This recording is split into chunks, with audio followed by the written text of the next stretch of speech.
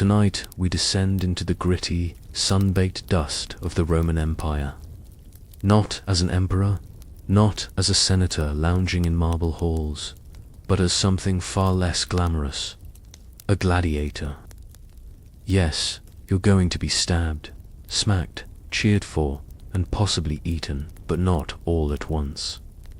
Tonight, you'll step into sandals caked with sand and sweat, and discover what life was really like for the men who fought for their lives to entertain others.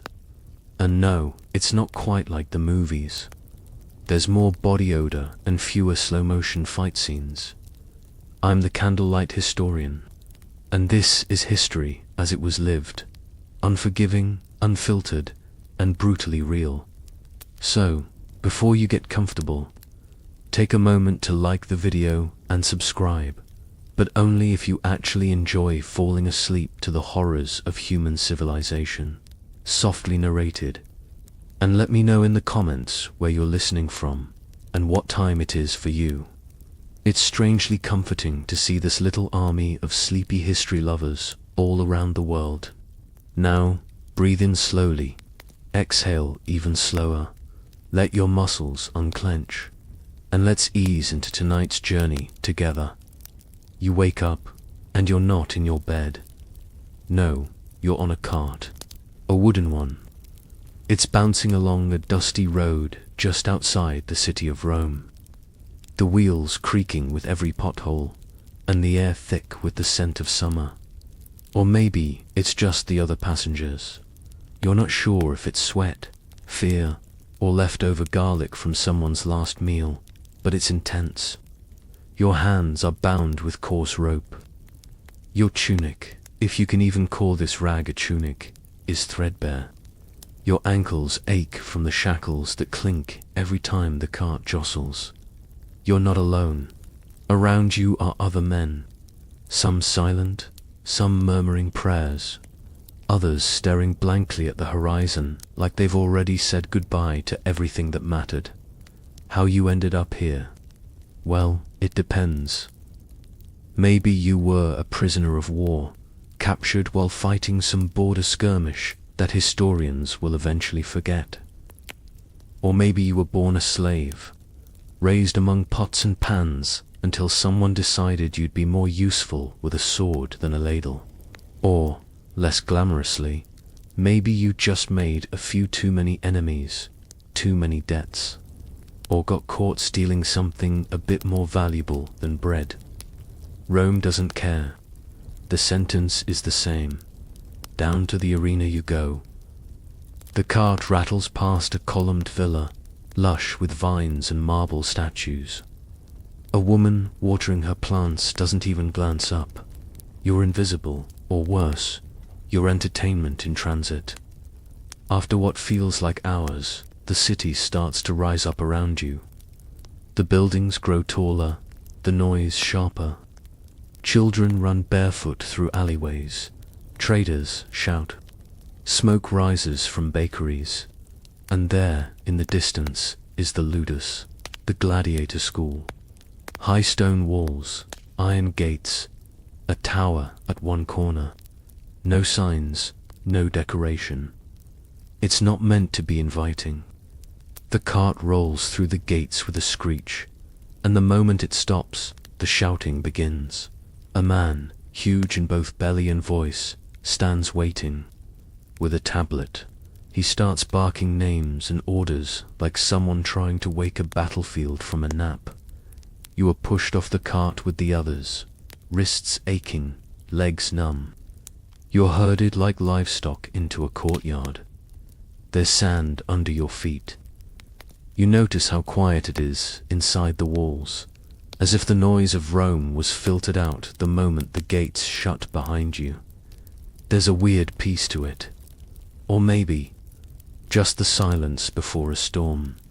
Strip, someone commands. You hesitate. He doesn't. You strip. Your clothes, or what's left of them, are taken away. In return, you're handed a tunic that's roughly the consistency of a horse blanket and smells like it hasn't been washed since Julius Caesar was alive. A medic comes next, and he's surprisingly gentle, checks your teeth, your muscles, looks for broken bones or signs you're about to drop dead. Gladiators are investments. No one wants a product that spoils on day one. Then comes the branding. It's not ceremonial. There's no speech, no warning, just the hot iron, the sear of pain, and the acrid smell of your own skin. You bite your tongue to avoid screaming, but someone next to you does. The trainer nods. "That one won't last," he says casually. They ask your name. You tell them. They laugh. "Not anymore," one replies. "From now on, you're Scorpus, or Felix, or something Latin-sounding enough to sell on a pamphlet." Your real name floats away, lost in the dust. They lead you down a hallway lined with heavy wooden doors. You can hear muffled laughter from one room, grunts from another, the sound of metal striking metal echoing like a heartbeat. Then they open a door and point. Inside is a room, if you're generous. It's a stone box with a straw mattress in one corner and a bucket in the other. There's a small slit in the wall for air, but not much light. You step in, the door slams, and just like that, you're a gladiator in training. You sit on the edge of the mattress. It crunches. You'd rather not know why. There's nothing to do now but wait. You hear someone yelling in the distance. Another new recruit, probably. Someone less quiet than you. You lie back, staring at the stone ceiling, wondering what tomorrow holds. Probably bruises. You close your eyes. Welcome to the Ludus. Morning in the Ludus begins with a noise that's part shout, part trumpet, and all cruelty. It echoes through the stone walls like an angry god clearing his throat. You sit up, blinking. The air is cold. The stone floor is colder. And your legs are stiff from yesterday's ride, or maybe just the general dread of what's coming next. Someone bangs on your door. You stumble to your feet. The door opens, and a broad-shouldered guard gestures for you to follow. You do, because not doing so seems like the kind of choice that ends with bruises or worse. You're herded into the main yard with the rest of the new recruits. A few dozen of you stand there, all shapes and sizes, wrapped in the same itchy brown tunics and confusion. Some look terrified. Some already look angry. One man is smiling. You don't trust the smiling one. Then your trainer steps out. He's not large. Not in the way statues of Mars are large. But there's something about him. His eyes scan the group with the casual energy of someone who's broken more bones than he's had hot meals. He holds a wooden staff and leans on it like it's an old friend. "Welcome to the Ludus," he says. No one speaks. He starts walking slowly, measuring each of you like livestock. Some of you are thieves. Some are slaves. Some of you are here because your uncle gambled badly and sold you to pay his debts. He stops in front of a young man who looks like he just woke up from a nobleman's dinner party. Some of you are going to die very soon. That gets your attention. He smiles, not kindly. This is not the army. We don't march. We don't build roads. We entertain. And if you can't entertain, you die. He claps his hands once, sharp and loud. Let's begin. What follows is not a lesson. It's more like a trial by exhaustion. You're divided into groups, then marched to different corners of the yard. You're handed a wooden sword that feels more like a club and a round shield, made of layered wood and iron. Then you run, and you run. And when you're done running, you're told to run again. Eventually, your legs go from pain to numbness. Sweat stings your eyes. A man next to you collapses. No one helps him. Not even the trainer. Then comes the footwork. You're shown a few basic moves.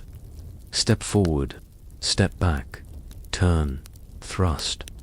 But the instructions are brief, and the corrections are even briefer. Mostly, you are left to figure it out by copying the others and hoping not to be noticed. Lunch is a bowl of barley porridge, warm, bland, filling in the way cardboard might be filling if you were starving. There's a slice of bread, crusty enough to scrape your gums, and a cup of water that smells faintly of the jug it came from. You sit on a stone bench with the others.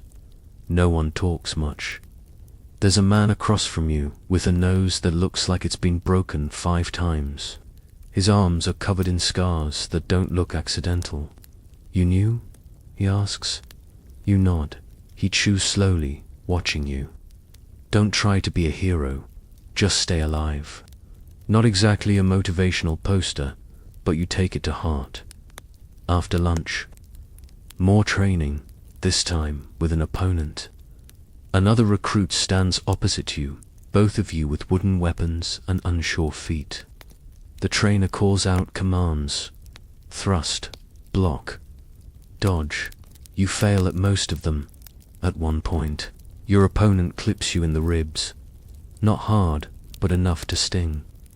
You retaliate with a wild swing that misses everything except the air. The trainer sighs. You fight like a senator's wife. The other recruits laugh. Not unkindly, just with a shared understanding that you'll all take your turn being humiliated before the day is over. By sunset, your arms feel like they're hanging on by threads. Your legs wobble. Your tunic is soaked in sweat, and your stomach is already growling again. You're allowed to visit the baths, a strange luxury. The water is tepid, but clean enough. You soak in it with a few others, grateful for the moment of quiet. One man has a tattoo across his chest. A name, not his own. "Who's that?" you ask. He shrugs. "My brother, he fought at Capua. Didn't make it." You don't ask more. Back in your room, there's a bowl of lentils waiting. No meat. Meat is rare unless you win fights or have a sponsor with deep pockets and a soft spot for suffering. You eat in silence. The walls of the ludus hum with distant voices. Someone is praying. Someone is snoring. Somewhere, a guard drags something across the floor. Probably a chair. Hopefully, not a body. You lie back on the straw mattress. It's no more comfortable than yesterday. The room smells like sweat and old rope. You stare at the ceiling and feel your muscles slowly stiffen. You've never been this tired. You've also never felt this uncertain. The ludus is many things. A prison, a school, a slow death sentence, wrapped in discipline and dust. But it's also now your home. And tomorrow, you'll wake up and do it all over again. That is, if your legs still work. You wake before the trumpet this time. Not because you're eager. Your body is just too sore to stay asleep. Everything hurts. Your arms feel like wood. Your legs creak when you try to sit up. You have a dull ache in your shoulder where you took a wooden shield yesterday. And your ribs still remember that clumsy hit from your training partner. You swing your legs off the straw mattress and immediately regret it. There's a knock, then the door scrapes open. The same guard gives you the same blank look. You nod, he grunts. A lovely morning ritual. Outside, the yard is already alive. Dust hangs in the air. Sunlight filters through wooden slats high above the training area, giving everything a soft golden haze. It would almost be beautiful if not for the smell of sweat, leather, and whatever the cook is overboiling for breakfast. Today's lesson is simple. Team drills. You're divided into smaller groups this time. 5 men to a side. You notice your previous sparring partner is now on your team. You glance at him. He doesn't return it. Then you meet the rest. First, there's Gaius, He's short, built like a barrel, and has a beard thick enough to trap crumbs from 3 meals ago. He doesn't talk much, just nods and spits into the sand every few minutes. Then there's Hanno, taller, from somewhere outside the Empire. His Latin is broken, but he speaks with his hands. Big ones, strong ones. You shake his and immediately feel underqualified. Then comes Poolcare, and yes, that's a nickname. He gave it to himself. It means beautiful, he says, grinning, because I am. He's got a crooked nose and a chipped tooth, but sure, you don't argue. Last is Vero. He looks the most like a soldier. Calm, focused, and somehow cleaner than the rest of you. His arms are scarred, but not carelessly. Purposeful scars. He nods once. You'll be fine, he says. You don't know if he's talking to you or himself. The drill begins. It's all about coordination. Shields up, step together, move as a unit. You practice marching forward with your shields locked, trying to stay aligned as the trainer hurls insults and sometimes pebbles to see who flinches. Poolcare hums as he walks. Gaius keeps stepping slightly out of sync. Varro corrects him without a word. You try not to trip over your own feet. Then it's on to formation combat. One group against another, wooden weapons clacking like rain on stone. It's not about winning. It's about surviving, about learning who panics and who holds the line. By midday you've earned a break. You sit with your group under a shaded corner of the yard, sipping watered-down wine. It's sour, but welcome. So, Poolcare says, stretching, any of you ever killed a man before? Silence. Varro nods once. Gaius shrugs. Hanno stares into the distance. You don't answer. Poolcare laughs. No, you will. Hopefully not me. The humor isn't meant to be cruel. It's just how it is. Everyone here knows the rules. There are no permanent teams in the arena. Today's brother is tomorrow's opponent. It's not personal, it's just blood. Later, you're sent to observe a fight. Not a real one. Just a demonstration. 2 veterans in the arena, showing the forms. One fights with a curved sword and small shield. The other with a net and trident. They move with a strange grace. Fast, but never rushed. Every step is practiced. Every swing calculated.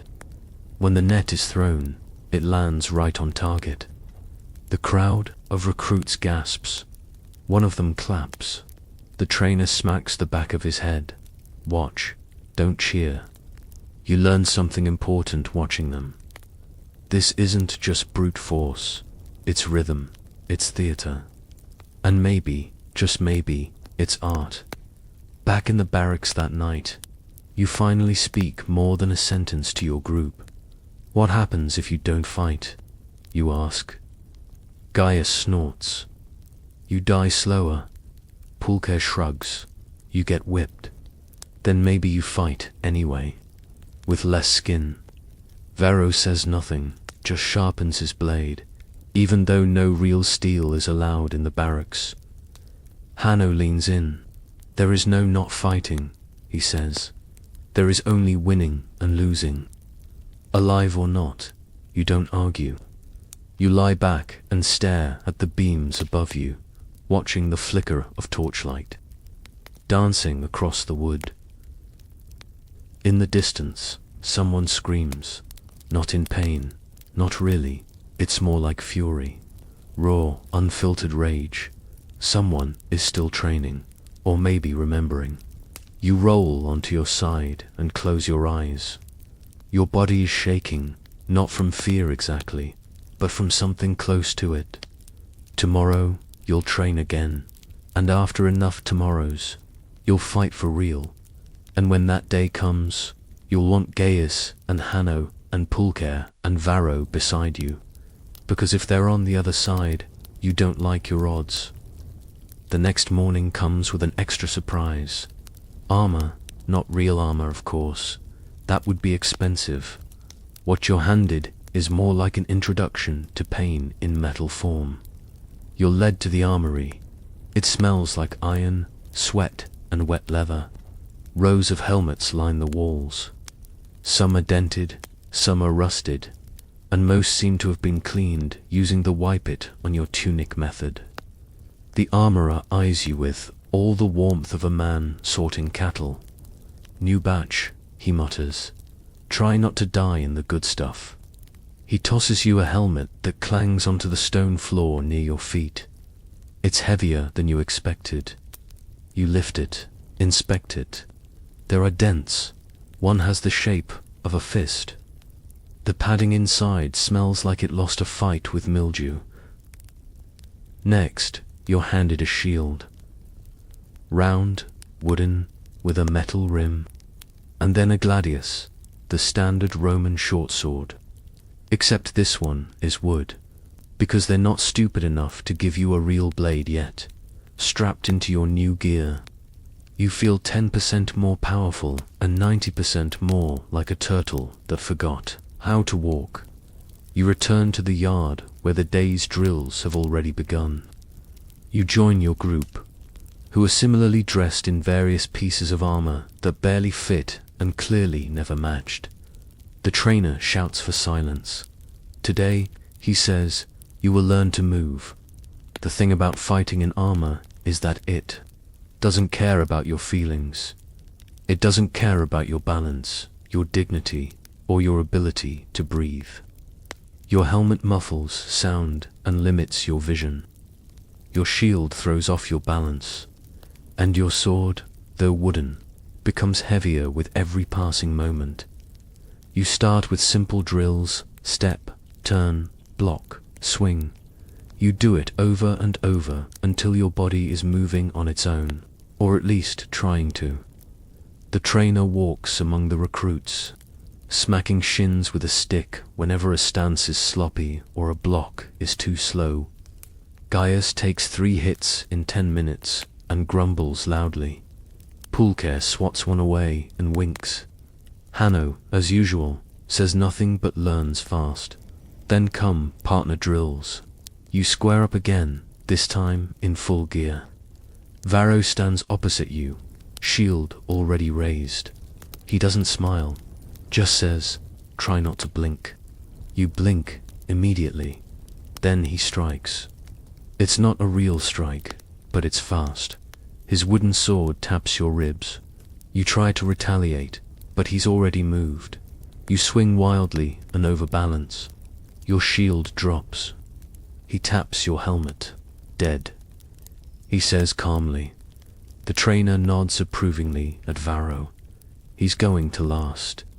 He mutters, you practice again. This time against Hanno.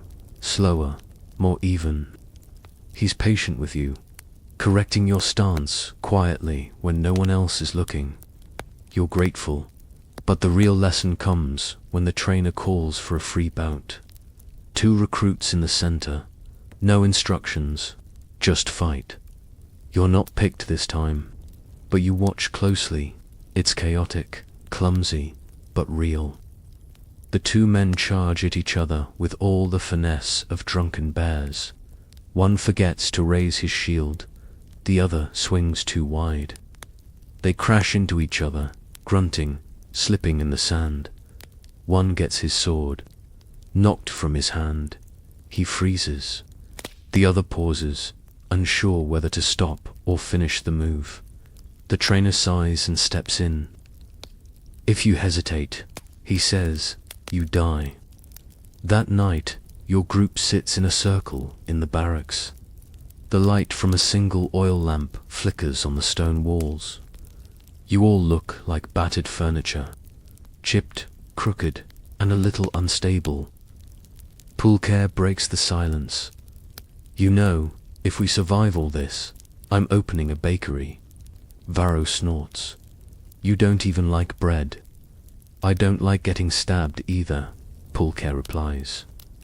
But here we are, Gaius leans back against the wall, eyes half closed. I just want to make it to winter. Hanno says softly, I want to go home.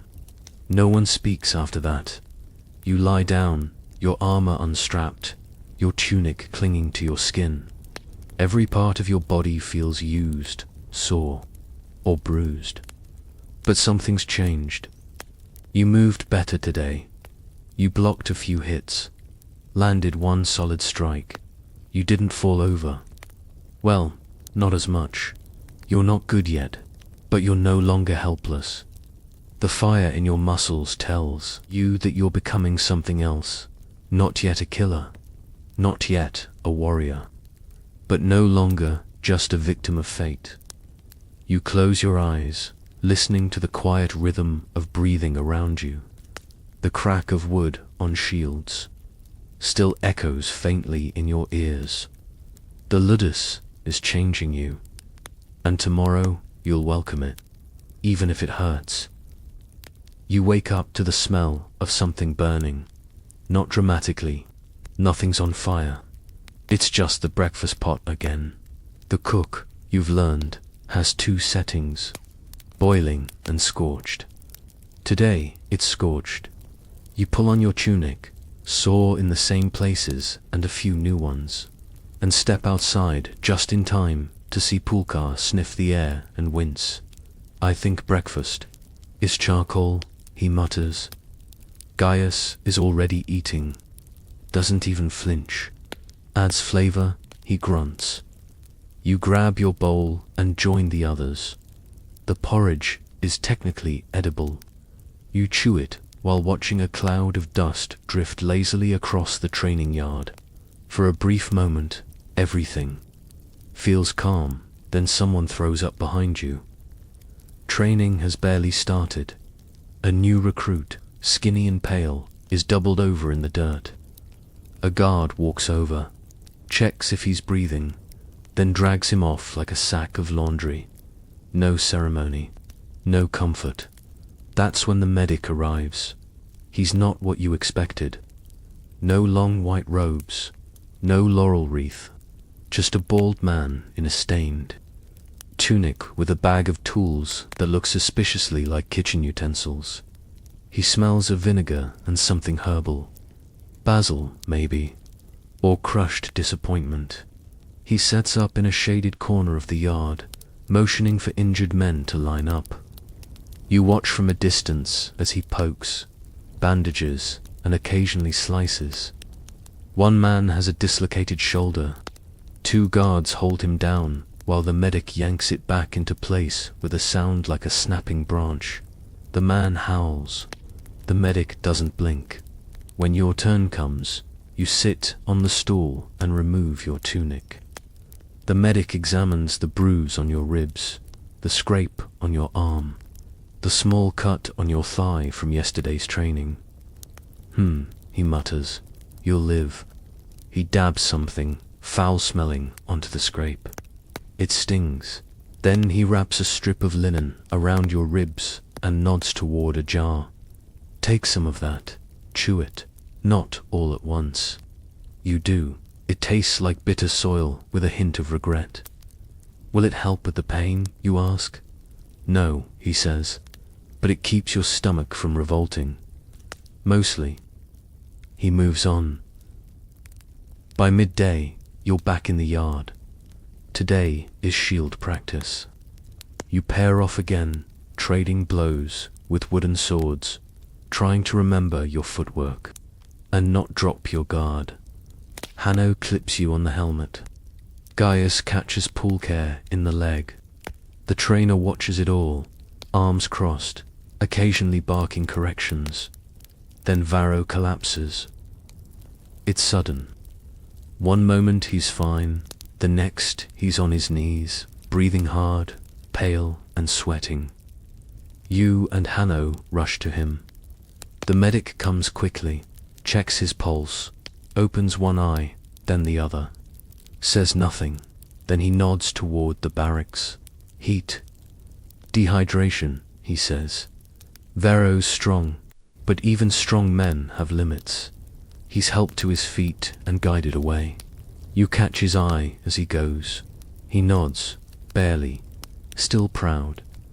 Later that afternoon, the medic teaches a short lesson, not about healing, but about damage. He points to different body parts, shows where arteries run, where joints are weak, where nerves are exposed. He doesn't speak like a poet or a philosopher, just a man who knows where things break. You want to win, he says, tapping a dummy's shoulder. Hit here, hard. He smacks the inside of the leg next. Hit here, they'll fall. Then the throat. Only if you mean it. Everyone listens closely. Pain is the language of this place. The medic just happens to be fluent. That evening, you return to your bunk slower than usual. Every step feels like you're wading through sand.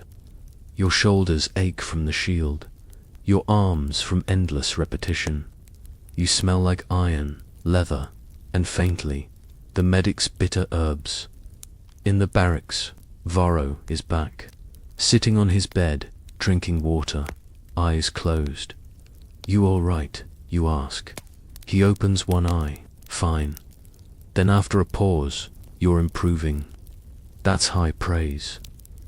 Pulcher leans over from his bed. He's just saying that, so you'll block for him in the next drill.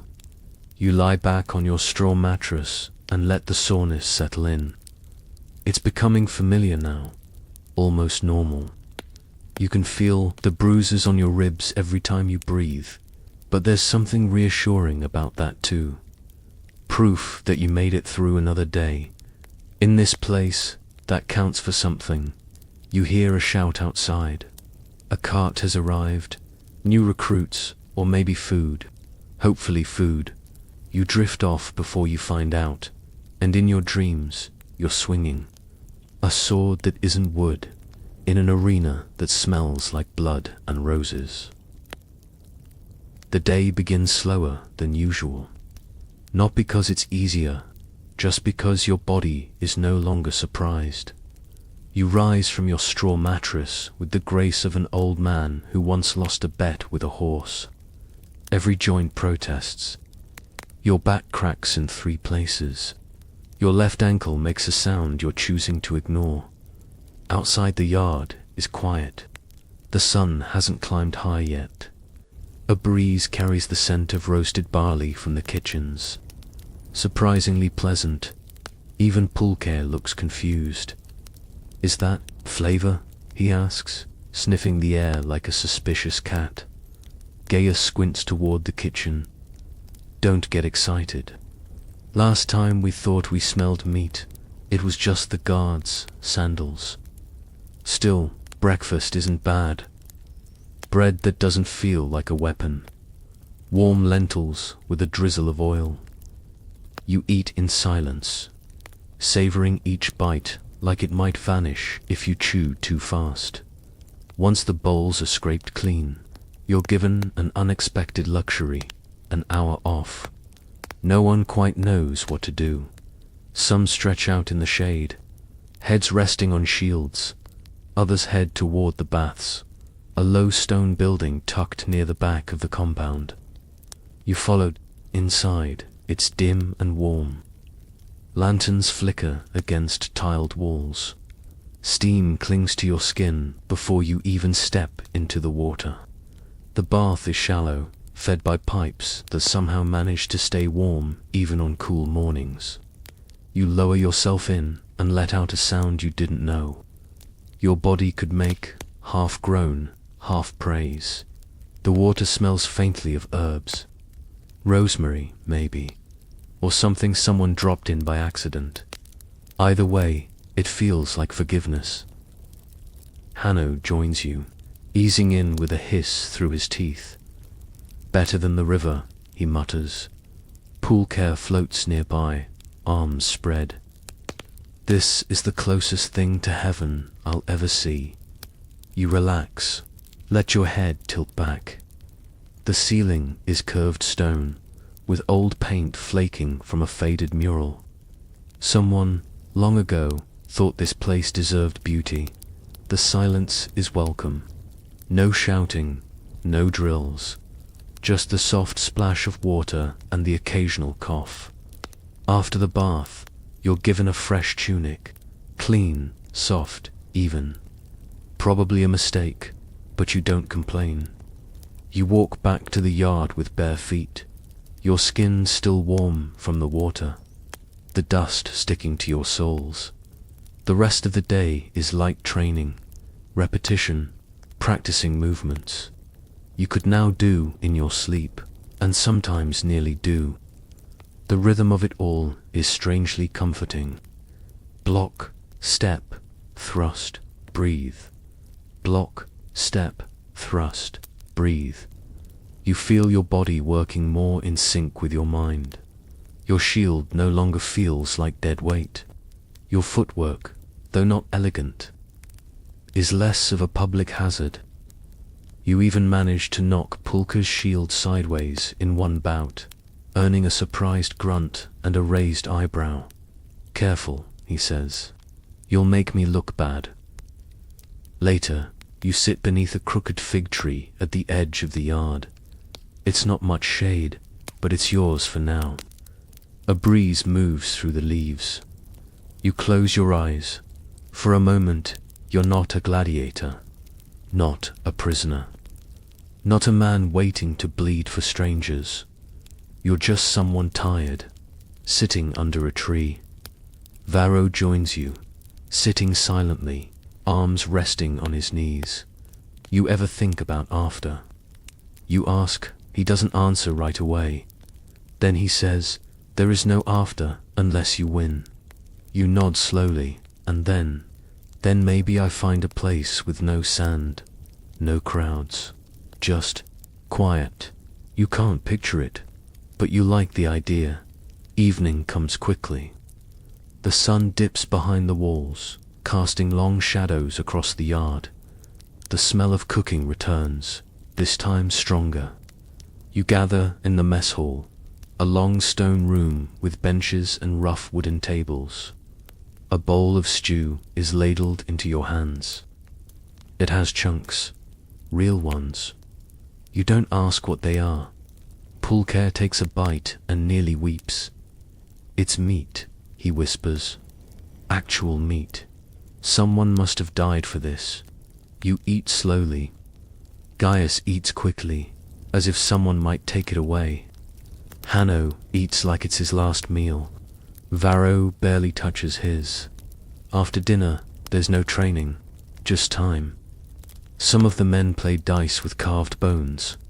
Others trade stories, most of them lies, some of them funny. One man sings quietly in a language no one else knows. A lullaby, maybe. It's haunting and beautiful and makes you ache for something you forgot you lost. You sit with your group, leaning back against the wall. Your eyes grow heavy. The laughter around you blurs into background noise. This day, unlike the others, didn't break you. And that feels like progress. You're not sure when it happens, but you start to notice the stares. At first, it's just a few guards, watching longer than usual as you train. Then the cook nods at you one morning, instead of pretending you're invisible. A few of the younger recruits stop talking when you walk by. You haven't done anything special. No dramatic victories. No impossible stunts. But you're still here. And apparently, that's enough to earn attention. Then the real sign comes. A slave enters the yard carrying a wooden tray. On it are small discs of baked clay, rough and stamped with an image. You don't notice at first, until Pulcher nearly drops his shield, laughing. "You've got a token," he says. You blink, or what? He grabs one of the discs and shoves it into your hand. It's hot from the sun. You squint at it. It's your face, sort of. It's more like a lumpy impression of someone who might have seen your face once, described it to a drunk sculptor, and then lost the sketch. But your name, your new name, is there beneath it. Scorpus, stamped in thick letters. They sell these at the market. Pulcher explains. Kids collect them, bet on fights, swap them, sometimes chew on them. Not sure why. You stare at the token again. It's absurd. You still sleep on a mattress that smells like damp straw and shame. But somewhere, some merchant decided you were worth 5 minutes and a blob of clay. Hanno leans over your shoulder. Means you're being noticed. Means people are watching. Varro adds, be ready. And they are. The next time you go to the baths, 2 young boys run past the gate, pointing at you, giggling before their master scolds them. A market woman nearby offers you a plum for free. You take it. It's overripe, but sweet. And when you walk through the streets during a rare supply run, people whisper. Some even cheer. But fame in Rome is a strange thing. You're still a slave. You're still not free. But to the public, you're entertainment. Spectacle. Their favorite bleeding hobby. Your face may be stamped on tokens. But it's the same face they'll gladly watch get bashed in for fun. You ask Varro about it later. Does it matter? You say all this attention. He sharpens his blade, not looking up. It can get you favors, a better shield, a slower opponent, or it can get you killed quicker. Depends who's watching. You think about that for a while. Pulcher, of course, is thriving. He's convinced he's the star of the Ludesse. He tells every guard how popular he is, flashes his own token like it's solid gold, starts practicing dramatic poses after training, claiming he's perfecting his arena face. Gaius rolls his eyes. He's going to get stabbed while winking, but even Gaius gets a token eventually. They all do, even the ones who don't survive long enough to see them traded. One evening, as you sit in the barracks with your group, a slave arrives with a scroll. It's addressed to you. Pulcher's jaw drops. A letter, a real one. Who writes letters? To a man who spends his days getting smacked with sticks. You open it carefully. The parchment smells like perfume and ambition. It's from a woman. A Roman citizen, clearly well off. She writes that she saw your last fight, that your form was impressive, that she'd like to send wine and fruit, that if you ever win your freedom, she might know someone looking for a bodyguard. Pulcher whistles low. Well, someone's got a fan. You fold the letter slowly, heart pounding for reasons you can't explain. You're not used to being seen like that, not as a weapon, not as a number, but as something more. It's strange and slightly terrifying. The next morning, you find a gift waiting, fresh grapes, a bottle of wine, and a note written in the same delicate hand. The guards let you keep it, probably because it makes you more valuable now. You share the grapes with your group. Pulcher takes more than his share. Gaius pretends not to care, then eats 6 in a row. You're famous now. Hanno says with a crooked smile. Try not to die too soon, Varro adds. And you laugh, because here, among the bruises and the blood and the endless drills, laughter feels like gold. The fame is fleeting, you know that. You're only as loved as your last performance, and one bad fight could make you a memory. But for now, in this brief moment, you're something different. You're not just surviving, you're being remembered. There's a chill in the air tonight. Not from the weather, but from something else. The atmosphere in the Ludus has shifted. Voices are quieter, footsteps slower. Jokes, usually flying thick during dinner, are few and dull. Even Pulcher hasn't tried to flirt with the kitchen slave. That alone is concerning. You know why? Tomorrow is a fight day, and not the little sparring matches with blunted swords in the training yard.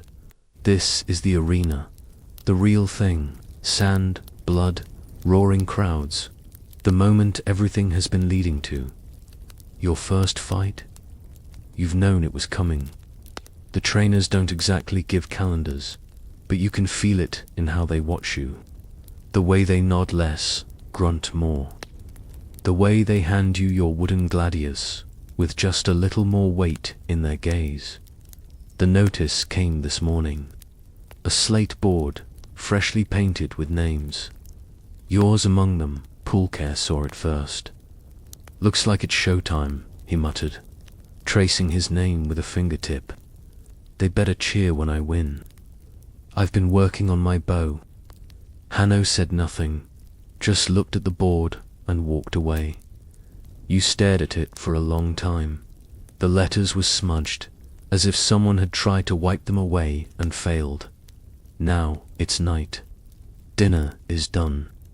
You sit outside the barracks on a flat stone, staring up at the stars. They don't care about gladiators. They shine the same on emperors and slaves. Varro joins you quietly, handing you a cup of watered wine. You sleep at all before your first. You ask, he drinks. I didn't sleep for 2 nights. Then I won. Then I slept like a stone. You nod, sip. The wine tastes like copper and smoke. What was it like, the noise, he says. That's what I remember most. When you walk out into that arena, it's like stepping into the throat of a god. It swallows you. You finish the cup. The wine doesn't help. Inside, the barracks feel tighter than usual. The beds closer. The air heavier. Gaius is sharpening his blade with deliberate slowness. He hums a tune you don't recognize. Pulcher lies on his back, staring at the ceiling. His token sits on his chest like a lucky charm. Hanno is writing something on a scrap of cloth. You don't ask what. You lie down. You try to sleep. You fail. Your mind replays everything. Every block. Every missed parry. Every time the trainer shouted your name. You picture the sand. The gate. The opponent. You picture dying. And then you picture living. Morning comes too fast.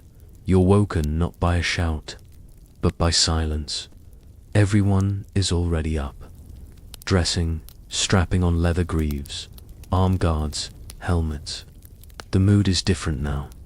Sharper, like a held breath. You're handed your gear. This time, it's real. The sword is steel, not polished, not fancy, but it gleams in the torchlight. The shield is heavier than the wooden one. Solid, iron-rimmed, worn but sturdy. You strap everything. On with trembling fingers. No one speaks. The trainer enters and looks at the group. He points, one by one, calling names, sending you to waiting wagons outside the gates. Your name is called. You follow the others, climbing into the wooden cart. It's the same kind of cart you arrived in weeks ago. Only this time, you're not a prisoner. You're the entertainment. The city is already awake. Crowds pour toward the arena, shouting, laughing, throwing coins and dates and insults. Children run beside the cart, waving tokens. You see one boy holding yours. You try to smile. You fail. The arena looms ahead like a mountain of stone and noise. Columns tower over the entrance. Statues glare down at you, marble eyes judging your worth. Inside, the roar hits like a wave. Your heart pounds. The staging area is a maze of tunnels, dark, cool, smelling of blood, oil, and metal. Slaves move quickly, checking weapons, adjusting armor, throwing nervous glances toward the light at the end of the tunnel. Your opponent stands across from you. He's older, taller, broad across the shoulders with faded scars on his arms, and a look that says he's done this before. He nods at you once. Not unkindly, just knowingly. A horn sounds, your gate creaks open, the light blinds you at first, the heat hits next. The sun is already high, baking the sand into something just shy of a desert. The crowd explodes in cheers, stamping their feet, chanting names. Yours among them, you hear it, somewhere. Like a whisper lost in a storm. You step forward, your boots press into the sand. You raise your shield, and you breathe. For a moment, nothing moves. Then everything does. The first thing you feel is the sand shifting under your feet. It's soft, deceptive, giving just enough to throw off your balance if you're not careful. You remember the trainer's voice in your head. Dig your heels, keep low, move steady. Easy to say from the sidelines. Harder when the sun is burning your face and thousands of eyes are locked on your every step. Your opponent circles you slowly. He's not rushing. No bravado, no wasted motion. He's done this before. That makes him dangerous. You grip the hilt of your gladius tighter. Your shield is up, angled, just like you practiced. You don't blink, not now. The crowd quiets for a moment, as if they sense the tension. Somewhere above you, a horn blasts again. That's the signal. The fight has begun. He strikes first. It's fast, almost too fast. A lunge aimed low, toward your thigh. You manage to catch it on the edge of your shield. The impact rattles up your arm like a thunderclap. You step back instinctively, your heel catching slightly in the sand. Not enough to fall, just enough to warn you. This is not a practice bout. This is not a drill. He comes again, feinting high, then spinning to your right. You block with the flat of your blade. Sparks fly. The sound is raw metal on metal, and the crowd cheers at the clash. You counter. Step in, shield forward, stab low. You feel the blade hit leather. Maybe flesh. You don't know. You don't have time to check. He grunts and backs off. You circle now, heart pounding. Your mouth is dry. The helmet traps the heat, turning each breath into steam. Then he charges. This time you don't back away. You brace, let his shoulder hit your shield, then pivot. He stumbles past you, off balance, and for a split second, his back is exposed. You strike, not hard, not deep, a cut across the ribs.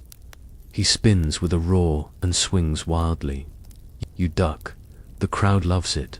They chant your name now, louder this time. Iskopos! Iskopos! You don't know who started it. Maybe Pulcher from the stands, yelling like a lunatic. Maybe a child waving a token. Doesn't matter. The sound fuels you. The fight drags on. Blades clash. Shields crack. Sweat pours into your eyes. Time blurs. You lose count of how many swings you've thrown, how many you've blocked. The world shrinks to the space between you and him. Then finally, you land the hit. A clean thrust under the arm, just past the edge of his shield. He stumbles, falling to one knee. His sword slips from his grip. The arena holds its breath. You raise your weapon. Your chest heaves. Your hands shake. He looks up at you, panting, waiting. Then comes the moment you were warned about. The moment no one ever trains you for.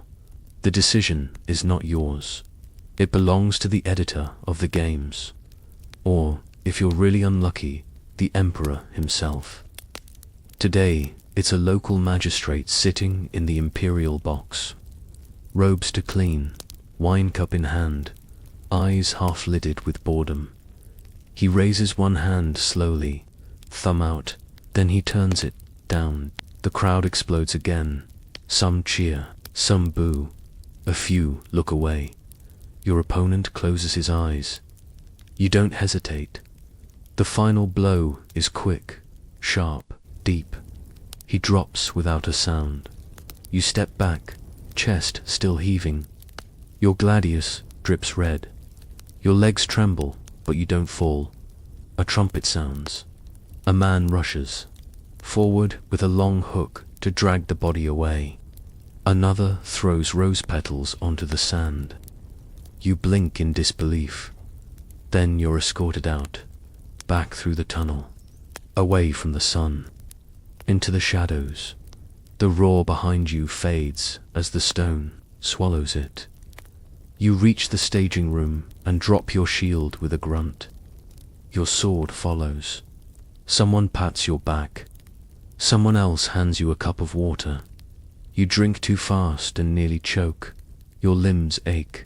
There's blood on your arm. You're not sure if it's yours. Pulcher appears, eyes wide. That was.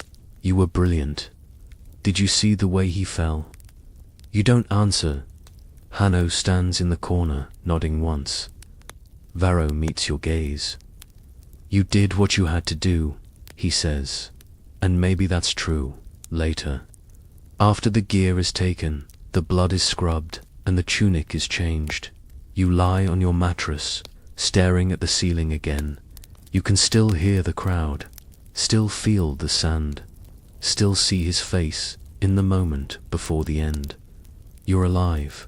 You won, and yet you don't feel like cheering. You don't feel like a hero. You feel tired. And you know this wasn't the last time, it was just the first. The arena always smells like iron. The sand gets swept, the body's taken, the blood raked over, but that metallic temps never really leaves. It clings to your skin, your nostrils, even your memory. When you close your eyes, it's still there. You've survived your first fight. That should feel like something, a victory, a beginning, a relief, but instead, it feels like a line has been crossed. One you can't uncross. There's no ceremony, no celebration, no parade of roses or glittering gold coins. You get a nod from the trainer, a harder loaf of bread at dinner, a bandage on your arm where the sword scraped you. Pulcher, of course, treats it like you've been crowned emperor. You made him look slow, he says, reenacting your final blow with exaggerated flair. And that turn at the end, very stylish. Like a dancer, if the dance ended in murder. Hanno gives you a quiet pat on the shoulder. Gaius tosses you his extra blanket. That's about as warm as gladiator affection gets. But you're not thinking about that. You're thinking about the man you killed. You didn't know his name. You never spoke. But his face is printed in your mind like a seal in wax. The way his eyes locked on yours. The way he didn't beg, didn't flinch, just waited. And the thumb, it's strange how something so small, a single finger pointed down, can decide a life. You ask the trainer later, after the baths, did it always work like that? The thumb, he grunted. Mostly for show now. Used to be all sorts of signals. Thumb to the neck, palm flat, hand closed. These days, people want simple. Simple as if life and death should be easier to follow than a chariot race. You start to understand something new about the games. It's not just a battle, it's a performance. People cheer for their favorite fighter, but also for blood. They pretend it's justice or skill or glory, but the truth is simpler. They like to watch men die. The next day, you're called in to speak to the editor of the games. This is rare. He sits in a chamber off the side of the arena. Columns, marble floor, a fountain in the corner that drips lazily into a basin. Everything smells of wine and scented oil, to clean, to quiet. He waves you forward with rings on every finger. You fought well, he says. The crowd liked you. You move well for someone so new they like the face. You look humble. That sells better than arrogance. You blink. You didn't come here to be sold. You'll be scheduled again soon, he continues. Maybe something dramatic, a pairing, a beast match, perhaps. He says it like he's planning a dinner party. Then he leans forward, voice lowering. Keep performing like that, and maybe you'll earn your freedom. The way he says it, freedom sounds like a toy dangled in front of a dog. You're dismissed without another word. Outside, the sun stings your eyes again. The city is bustling. You can hear vendors yelling about figs and salted fish. Somewhere, children are playing with wooden swords, pretending to be you, maybe, or someone like you. Back at the Ludus, the mood is the same. No one congratulates you again. Not now that the fight is done. But you notice how people look at you. Less like a trainee. More like a threat. One man, a veteran with a long scar across his neck, gives you a nod as you pass. You're not sure if it's respect or warning. That evening, your body aches. You soak in the bath longer than usual, letting the steam loosen. What little muscle hasn't turned to stone? You see others there, men who've fought before, men with haunted eyes. One sits alone in the corner, carving something into the wall with a nail. Another hums to himself, the same line over and over. You sit with Polka after eating figs and bread in the dark. Does it get easier? You ask. He doesn't answer right away. Then he says, no, you just get faster. The next few days pass in a strange rhythm. Your limbs start to feel like your own again. The bruises fade. The cut on your arm scabs over. But something's changed. You're called to train separately now, sometimes. Given better equipment. Watched more closely. The trainers bark less. The guards nod more. You're no longer just another body in the sand. You're an asset. But that also means you're more expendable, the better you get. The more dangerous your fights become. You watch another bout from the stands. 2 men enter. One leaves on a stretcher. The crowd throws bread and flowers. Some cheer. Some are already distracted. The man who fell will be forgotten by dinner. That night, you lie awake on your mattress, listening to Pulkar snore softly and Hanno shift in his sleep. Gaius mutters something in a dream. You close your eyes and see the sand again, the blood, the thumb, and you wonder how many more times you'll have to see it. You survived, but you're no longer just surviving. Now, you're expected to entertain. You're awarded a week of rest, not out of kindness, of course. You're still property. But you're valuable now, and valuable things are rarely thrown into the fire twice in one day. That week isn't relaxing, not really. You're still training. Still waking early, still sweating, still aching. But the pressure is different. Less survival, more sharpening. Like a sword that's already forged. Just being honed to slice cleaner next time. They feed you more. Slightly. The bread is thicker. There's more oil in the stew. Once, there's even meat. Gaius sniffs it suspiciously before eating half the bowl. Pulkar calls it champion food. He insists it makes his punches stronger. Then he trips over his own foot during drills, and blames the meat for making him too powerful. The jokes help, so does the attention. You notice now that some of the guards who used to ignore you have started saying your name. Not your real name, no one remembers that. But your arena name, Scorpus. You get pulled aside by the trainer after drills. You're not the best, he says. Not yet, but you're learning fast. You listen, you move well. He pauses. You'll get bigger matches soon. You nod, good. But what you're really thinking is, how much bigger? Your second fight comes just 12 days after the first. This time, it's different. Not just because you've done it before, but because now it's expected. People have seen you. They remember the name, the face. You're no longer a surprise. You're the returning favorite, and with that comes expectation. The editor of the games greets you with a smile that's all teeth. Today's match will be good for your reputation, he says. 2-on-2. Crowd loves a team fight, especially when there's a twist.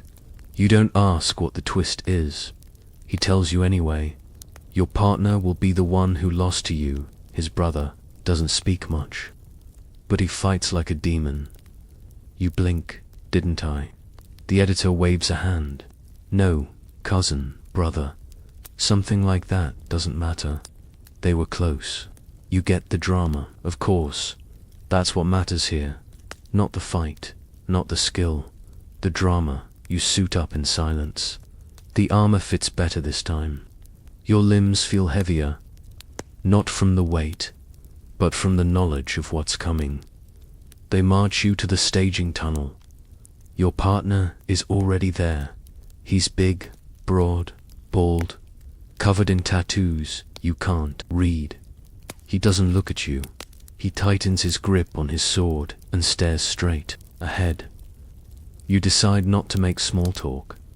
Then the horn sounds. The light floods in. The roar hits your chest like a drum. You step out. This time, it's not a blur. You see everything. The sand is bright white. The arena is even fuller than last time. A sea of faces, all shouting, all laughing, all leaning forward with greedy eyes. The emperor isn't here, but one of his cousins is. You can tell by the amount of jewelry and boredom. You and your partner walk slowly to the center. Across from you are two others. Smaller, quicker. They move like snakes, coiled and ready. The horn blows again. The match begins. Your partner charges without warning. It's chaos. Blades, clang, shields, crash. You take a hit to the shoulder. Spin, block, counter.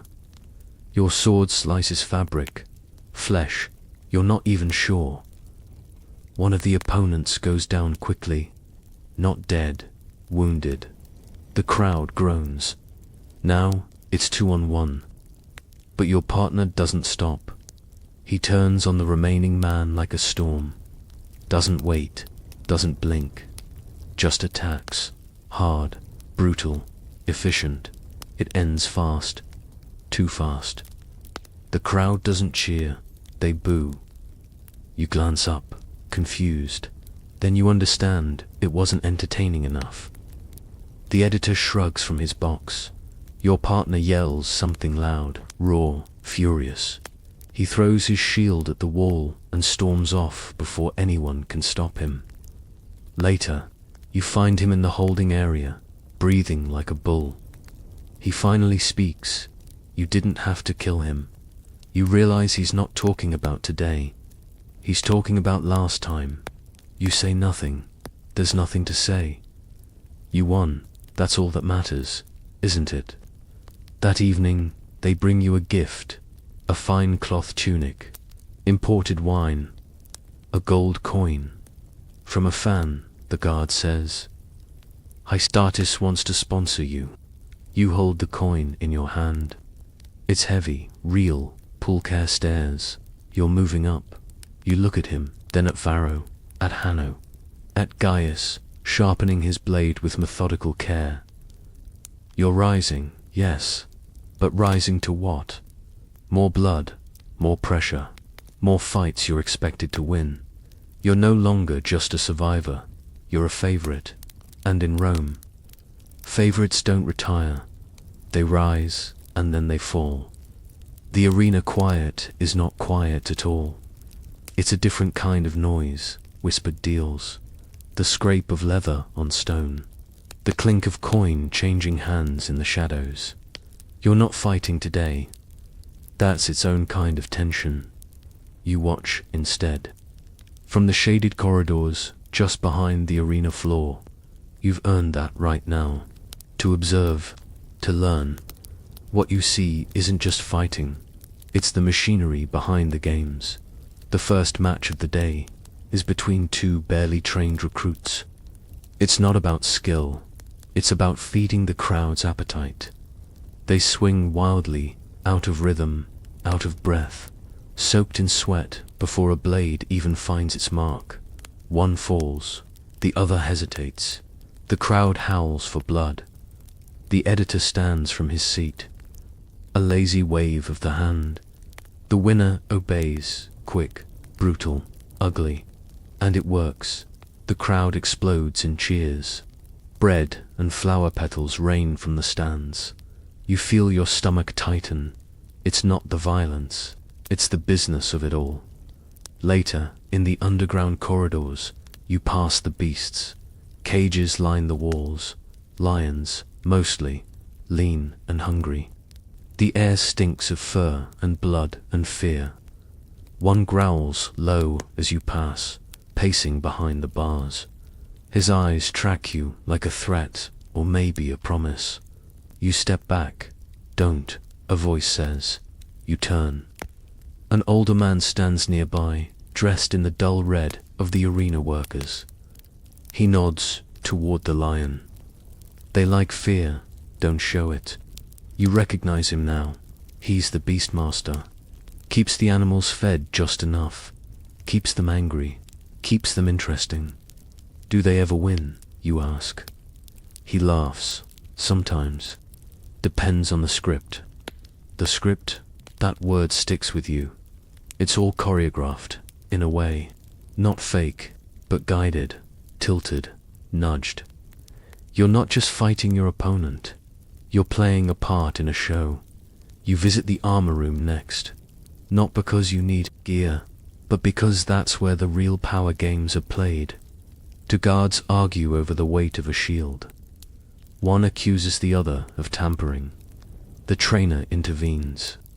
Not to resolve the argument, just to remind them who actually gives the orders. A whisper reaches you as you leave. A murmur about a bribe. A sponsor who paid to have their man win. It isn't shocking. You already suspected. Still, hearing it out loud makes the arena feel colder. You see the medic next. He's treating a fighter whose hand was crushed by a net-trapped trident. The man screams. The medic frowns. Shouldn't have held it that way, he says flatly, as if discussing how to boil an egg. He waves you over. Sit, he says. Your leg's still swollen. You sit. He unwraps the bandage from your thigh and pokes at the dark bruise. It's tender. Too many heavy blocks, he says. You're overcompensating. Because my shield is cracked, you mutter. He raises an eyebrow. Then ask for another. Or win a better one. He applies a thick salve that smells like moldy honey and hot vinegar. You wince. You're lucky, he adds. Your body's holding up. Most don't last 5 fights. How many have I done? He shrugs. Enough to be noticed. Not enough to matter. Honest, at least. You head back upstairs. The day's final match is about to begin. A recreation of a famous battle. 2 sides in mismatched armor, pretending to be enemy nations. One side is given longer spears. The other is given more armor. The crowd picks favorites. They cheer for the underdog, boo the tall ones, scream when someone falls dramatically. It's all theater. Afterward, in the prep room, the losing fighter slumps on a bench. His face is streaked with dust and tears. A guard tells him he'll get another chance. Maybe. You sit beside him. Say nothing. There's nothing to say. That evening, the editor sends for you again. He greets you with a smile, pouring wine from a golden jug. Your next match will be special, he says. 2 men enter. 1 leaves. Final match of the day. Highest billing. You stare at the wine. Who am I fighting? He waves a hand. Someone good. That's what they want. A real clash. Hero versus hero. I thought we were just fighters, you say. No, he says. You're characters now. He sets down his cup. Don't disappoint. You leave, walking slower than usual back through the city-side corridor of the arena. You pass murals of famous fights, painted champions, with arms raised in triumph. Not one of them is smiling. You return to the ludus late. Pulcher's asleep. Gaius is muttering in his dreams again. Hanno sits on his bunk, sharpening a knife with rhythmic strokes. Where were you, he asks. Watching, learning anything. You nod. Yeah, this isn't about strength or honor, he grunts. It never was. You lie down, the straw mattress feels thinner somehow. You close your eyes, and you try not to dream of the script. You start noticing the women more, not because they weren't there before, but now they're watching you differently. From the stands, they lean forward a little farther. Their glances linger. You catch it even through the helmet slit. There's a kind of hunger in their eyes, not for blood, exactly, but for something just as dangerous. Pulcher is thrilled, of course. He calls it his fan club. They love gladiators, he says, puffing out his chest. They see us fight. They imagine us. In other settings, you raise an eyebrow, like the market. He grins. Exactly, buying olives, shirtless. But it's not just Pulcher who's being noticed. After your last match, a noblewoman sent a personal message, on parchment, no less. Thick, creamy, sealed with perfume and wax. She offered you a gift, a ring carved with a serpent biting its own tail. To remind you, the note said, that every fight circles back to the beginning. Whatever that means, you didn't keep the ring, but you remember the handwriting. Another day, a litter stops just outside the ludus gates. Silken curtains part, a pale hand gestures. You walk over warily. She's older, elegant, eyes lined in black, lips to red. Your Scorpus, she says, like she's saying the name of a dessert. You nod. Don't die in your next match, she says. It would be inconvenient. Then she's gone. You stand there for a long moment, trying to decide whether that was a blessing, a threat, or some Roman version of flirting. The truth is, Roman women adore gladiators. Not because you're strong, not even because you're brave, but because you're close to death. There's something intoxicating about that. For them, you're a fantasy, a beast in a cage. Beautiful, violent, doomed. At night, the letters keep coming. Some are short. Compliments, invitations. One simply says, "Come to me." Pulcher steals one of your notes and reads it aloud in a dramatic voice before Gaius tackles him into a water bucket. Hanno just shakes his head. They only love you because they don't know you. He's right. They don't know about the bruises, the broken sleep, the shaking hands after each fight. They don't know about the hours spent staring at the wall, wondering if your name will be painted on a stone slab next week. Still, there's temptation, not just for affection, but for power. Some women can pull strings, buy time, delay matches, even purchase freedom, and they do. Gladiators have been freed because someone in silk wanted them to stay alive, or wanted them for something else entirely. Varro warns you. They'll whisper that you're different, he says. Special, worth saving. He spits in the dirt, but they're not trying to save you. They're trying to possess you. One night, you're summoned to a private villa. The guards don't explain why. You ride in a covered cart through the city, past torchlit streets, through a gated courtyard filled with statues of gods and monsters. Inside, everything is marble. Polished floors, thick cushions, honey-scented air. She waits for you there, not young, not old, beautiful in the way of someone who's never been told no. Draped in fabrics worth more than everything you've ever worn put together. I wanted to meet the man behind the name, she says. You sit. She pours wine, talks about your fight, every detail, the way you moved, the moment you hesitated before the final blow, the flicker in your eye when the crowd roared. She watched everything. She runs a finger along the rim of her cup. You don't enjoy it, do you? You say nothing that seems to please her. She leans in. Most men pretend to be killers. You don't pretend. You just survive. She offers you more than wine. Much more.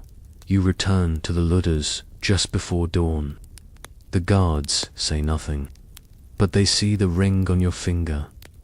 Another gift. This one fits.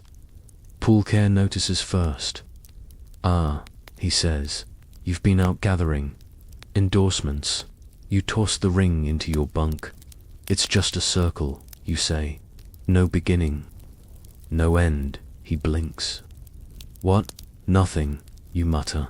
You lie down. The barracks smell the same. Sweat, dust, old leather. But now, you understand the game differently. You're not just being watched in the arena.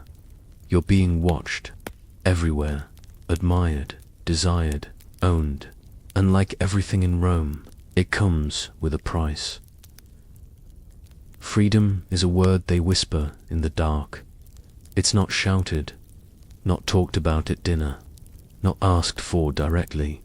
It's too dangerous, too fragile. Like a bird you don't want to scare away by saying its name too loudly. But the dream is always there, in the corner of every eye. The Rudy's a simple wooden sword. That's what freedom looks like here. A symbolic weapon, smooth and polished. When the editor places it in your hands, it means your time in the sand is over. You've earned your life back. No more fighting, no more orders, no more waiting for the thumb. It happens. Rarely. Just enough to make the rest of you believe it could happen again. The man who sleeps to bunks over from you once fought 16 times and was granted his Rudy's. They say he cried when he held it, then opened a tavern, died 2 months later in a bar fight. Freedom doesn't guarantee a future, but it offers the chance of one. Your name has been whispered more often now, not just in the stands, in the streets, in the markets. A senator's son was seen wearing a cloak in your colors. There are rumors of a mural being painted your pose in mid-strike. The crowd behind you frozen in awe. And then, one evening, the trainer calls you aside. He doesn't waste words. They're talking about it. You blink. About what? He doesn't say it. He doesn't have to. You feel the air shift. That same strange tension from your first fight. Only deeper now. Not fear, not quite hope. Something between the two. Poolcare finds out. Of course he does. They're going to give it to you, aren't they? He says. Your little wooden sword. You shrugged. Maybe. He claps you on the back. If you get it, I expect a bottle of wine and half your figs for life. Even Varro seems impressed. You've earned it, he says. But if you walk out, don't come back. He means it. Gladiators don't return, not if they're free. The ones who do, well, they don't last long. Some sell their freedom for gold. Others miss the noise, the glory, or they can't survive out there. Not after what they've seen, but if you go and stay gone, you're one of the lucky few. And then comes the twist. The editor calls you in again. The room is warm, scented with oils. He's pouring wine, humming to himself. They're very fond of you, he says. The people, the aristocrats. Even the emperor's niece, apparently. You wait. He smiles. There's talk of Arudes, but not yet. Of course not. There's one more fight, he says. A spectacle, a true test. You win that, and the sword is yours. What kind of fight, you ask? He sips his wine. A duel, he says. Old champion, retired. They're bringing him back for one last match. You stare. A fight against a legend. The editor's voice softens. It's not just about survival anymore. It's about story. They want the crowd weeping by the end. You walk out in silence. The barracks are empty when you return. Most are at the baths. You sit alone on your bed, staring at your hands. They don't feel like your hands anymore. They feel like tools, sharpened, reforged. The next few days are quiet. You train, you eat, you sleep, you breathe. You think, what would you do with freedom? Would you find your family, if they're even still alive? Would you become a guard, a farmer, a drunk with stories? Would you ever sleep peacefully again? At night, you lie awake and imagine holding the Rudies, lifting it, feeling the weight of it in your hand. It's a piece of wood, just wood, but it might be the most valuable thing in the empire. Pulcher snores beside you. Gaius rolls over and mutters about goats. Hanno sleeps with one eye half open. Varro hasn't spoken all day. You look around the room. These men are your brothers. Some are annoying. Some are dangerous. Some are kind in ways you didn't expect. But none of them are free. Not yet, maybe, not ever. You close your eyes, and for the first time in months, you dream of something other than blood. You dream of a road, open, silent, yours. The final match is tomorrow. And today, the ludus is quieter than you've ever heard it. The clatter of swords is slower. The jokes are thinner. Even Pulcher hasn't said a word since breakfast. And that's enough to make you wonder if the world is ending. You've barely touched your food. The bread feels heavy in your hands. The wine tastes like dust. No one says it out loud, but everyone knows. This is your last fight. Not the last of your career. The last of your sentence. If you win, they give you the Rudies. They open the gates. They let you walk away a free man. If you lose, well, no one really discusses that. You step into the practice yard one last time. The sun is low and golden. The shadows stretch long across the sand. Everything feels sharper. The air, the smell of leather, the sounds of boots grinding into dust. Your opponent isn't here today. He'll be brought in tomorrow. A retired champion, they said. Fought more battles than most men have meals. Famous for his shield work. Quiet, precise, lethal. He has nothing left to prove, and that makes him more dangerous than anyone you've ever faced. You spend the afternoon rehearsing old forms. Block, step, thrust, over and over. Not to learn, just to feel your body move without thought. Varro watches you from the edge of the yard. You're ready, he says. You nod. Hope so. No, he says. You are. That night, the barracks feel like a crypt. Quiet breathing, shifting blankets. You lie on your mattress, arms behind your head, staring at the ceiling. Pulcher finally speaks. When you win tomorrow, he says, don't look back. I won't, you reply. He snorts. Yes, you will, but don't stay. You hear Gaius mutter something like about time. Hanno just hums quietly, a low tune in a language no one else knows. You don't sleep much, and when the trumpet sounds in the morning, you're already awake, sitting on the edge of your bed, hands clasped together. They bring you new armor. It shines. You strap it on slowly, not for protection, for ritual, for memory. The trainer comes to see you off. For the first time, he puts a hand on your shoulder. Don't be clever, he says. Be brutal, you nod. The guards open the gate. The cart ride feels surreal. The streets blur.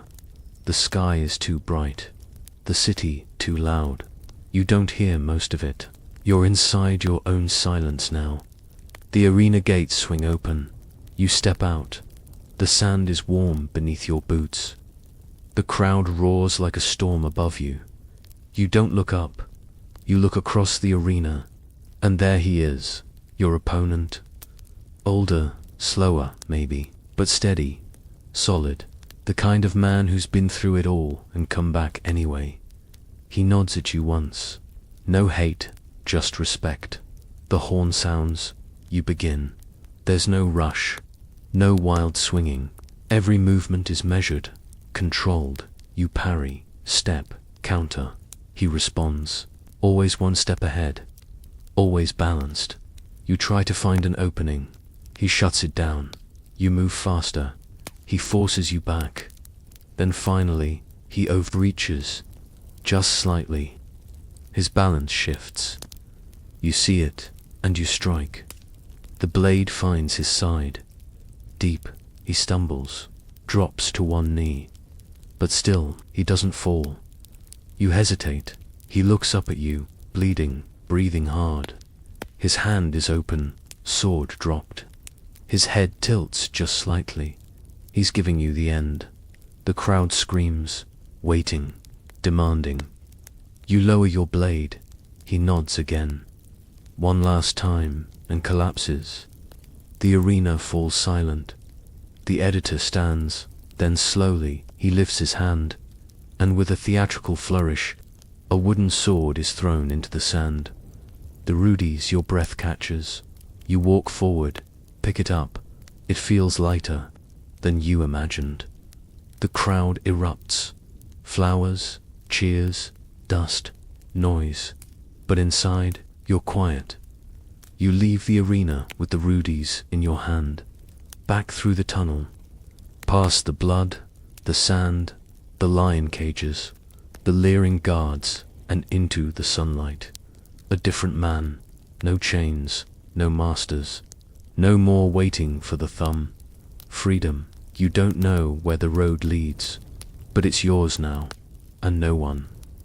No crowd, no editor, no emperor can take that from you. Now your journey is complete. The crowd has gone quiet. The sand has settled. The gate behind you stands open, and the sun is gentle on your skin. You've stepped beyond the walls of the arena, beyond the violence, the cheers, and the weight of every stare. You are no longer watched. You are no longer owned. You walk slowly down a dirt road, shield left behind, sword replaced by that simple wooden token in your hand. Just ahead, the hills roll soft into the horizon. The air smells of pine and distant rain. Far off, a stream gurgles gently, cutting through the grass like silver thread. You pass a fig tree and stop for a moment in its shade. The leaves whisper softly above you. A breeze moves past your neck like a hand guiding you forward. The dust under your feet is warm but not harsh. You kneel. You press your hand into the earth, and it doesn't resist. It welcomes you. You breathe in. Slowly, let your shoulders fall. Let the tension drift away. The world is quiet now. Your fight is over. You lie back in the grass, watching the clouds drift overhead slow, lazy shapes in a sky that doesn't know your name and never needed to. There's peace in that. Your heartbeat slows, your breath deepens, and somewhere far behind you, the roar of the crowd fades to silence. You are free. You are safe. You can rest. Good night.